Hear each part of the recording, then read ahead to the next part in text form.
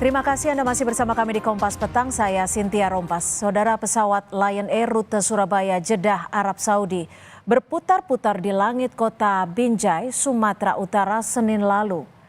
Manajemen Lion Air menegaskan pesawat dengan nomor penerbangan JT106 itu hendak menuju Jeddah.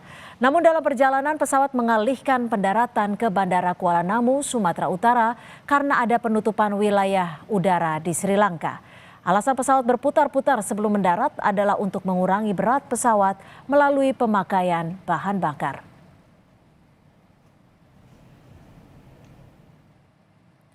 Melalui keterangan tertulis, Danang Mandala Prihantoro, Corporate Communication Strategic Lion Air menegaskan pengalihan pendaratan di Bandara Udara Alternatif bukan karena masalah teknis pesawat. Hal ini dilakukan karena ada perubahan waktu berlakunya pemberitahuan resmi dari otoritas Sri Lanka yang menyatakan penutupan sementara wilayah udara di sana.